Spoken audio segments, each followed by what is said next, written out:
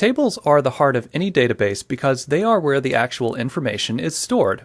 And we're going to talk about how to add, edit, and delete information from a table. In the navigation pane, double-click on the table that you'd like to open, and tables will be marked with a blue icon next to the name.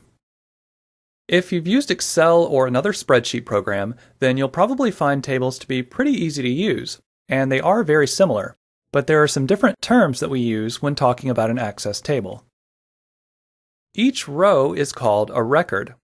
In this table, every record contains a customer's name, address, and other information. Each record will have a unique ID number, and this number cannot be changed. So Jared Smith's number will always be 3 no matter what. Each column is called a field, and each field contains a different type of information. For example, here we have fields for the street address, city, state, and zip code. Just like in Excel, each box is called a cell.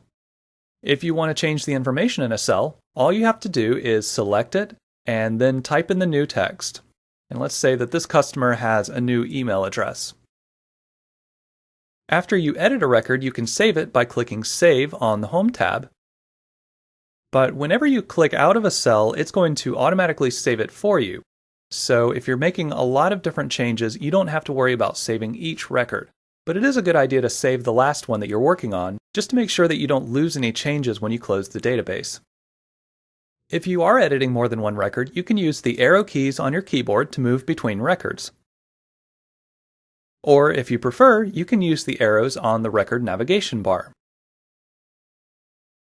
You can also use the record navigation bar to create a new record. And then type in the person's information. If you want to delete a record, click the margin on the left side of the record. And then on the Home tab, click the Delete command. Now, normally you should avoid deleting records because it can negatively impact the database if other objects refer to the record. For example, if we deleted a customer's record, it could cause the information in the orders table to be incomplete. But if you're just deleting a brand new record, then it's generally okay.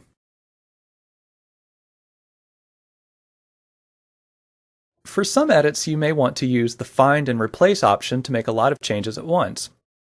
I'm going to open up the Products table, and on the Home tab, click the Replace command. And let's say that in some of our seasonal products, we want to change the word fall to autumn. Type in the word that you're looking for, and the word that you want it replaced with.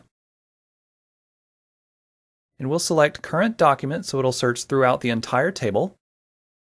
And we want to look for matches that appear in any part of the field.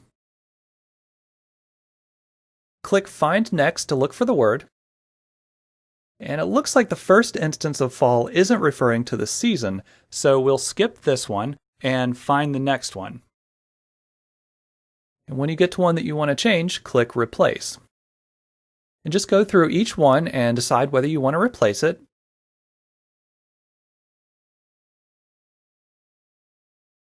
And generally you don't want to use Replace All because that doesn't give you the option of skipping any of them.